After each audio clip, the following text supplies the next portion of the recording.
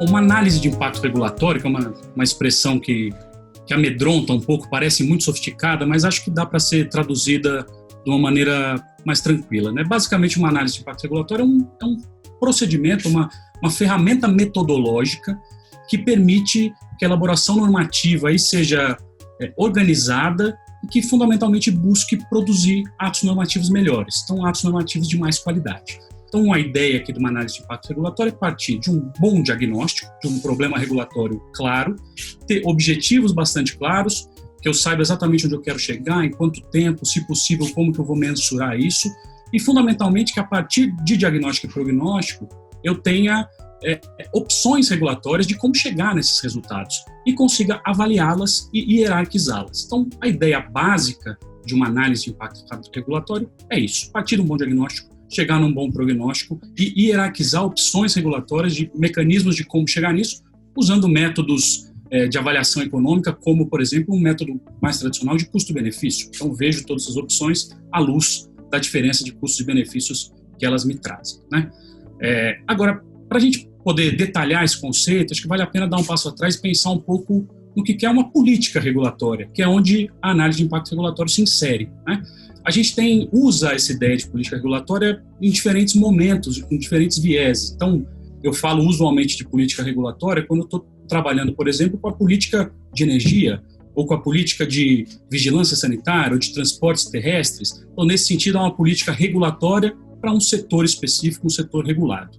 Mas o conceito que mais nos interessa é a ideia de política regulatória, ou política legislativo-regulatória, como, de fato, uma política pública que almeja procedimentalizar melhor o modo que eu faço atos normativos e, de fato, melhorar a qualidade desses atos. Tanto do ponto de vista formal, que um ato seja mais claro, mais simples, mais acessível, mas especialmente do ponto de vista material, que ele, de fato, produz os efeitos desejados, ou no jargão tradicional que a gente conversa no Brasil, para que essa lei pegue.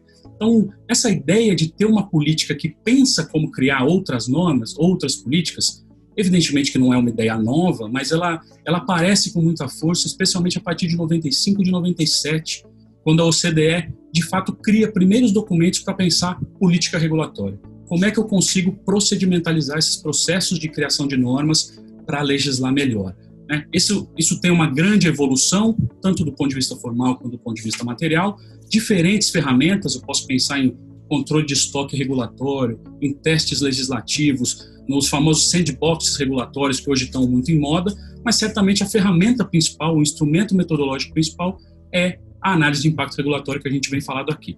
Que, portanto, e aí voltando ao nosso conceito, tem elementos essenciais: bom diagnóstico e bom problema regulatório, clareza de objetivos, hierarquia ou levantamento das opções possíveis, que eu vou chamar aqui de mecânica regulatória, como é que eu saio do diagnóstico para chegar naqueles objetivos.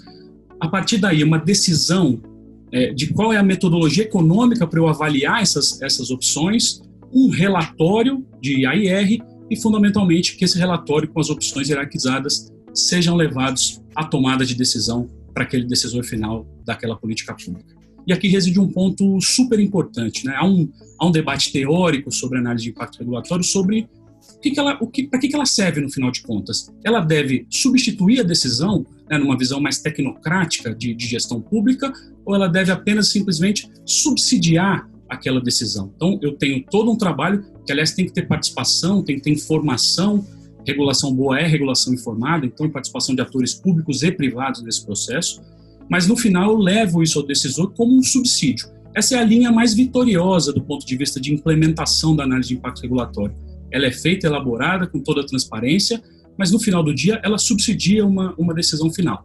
Claro que, quanto mais bem feita ela é, quanto mais pública, quanto mais transparente, mais ela constrange esse decisor. É muito difícil para um decisor não aceitar o que orienta, o que indica aquela avaliação, aquela análise dos efeitos futuros da análise de impacto regulatório.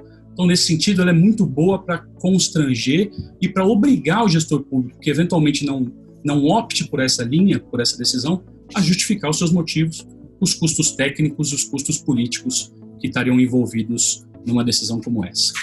Vale ainda dizer que a análise de impacto regulatório, enquanto ferramenta metodológica, ela é super importante, os seus resultados finais desse processo, mas essencialmente ela traz outros ganhos e são ganhos muito importantes para a gestão pública e para as políticas públicas. O ganho talvez não esteja no resultado final, na conta final das opções, mas essencialmente na organização, na procedimentalização desse passo a passo da criação legislativa, da criação da regulação. Eu controlo a burocracia, eu organizo a burocracia, eu dou clareza de quais os passos devem ser seguidos, eu dou transparência, eu protejo esse processo frente a lobbies eventualmente indevidos, eu constranjo de alguma maneira técnica esse decisor e o obrigo a dizer por que ele está decidindo em um sentido e não no outro. Portanto, é um grande ganho do ponto de vista de gestão pública, tanto para o mundo quanto para o Brasil.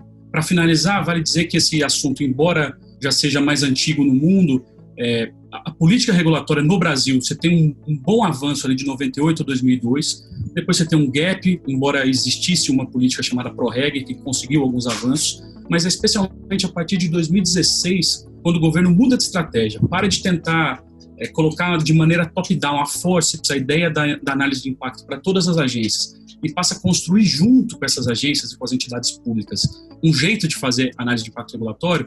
A partir desse momento a coisa anda.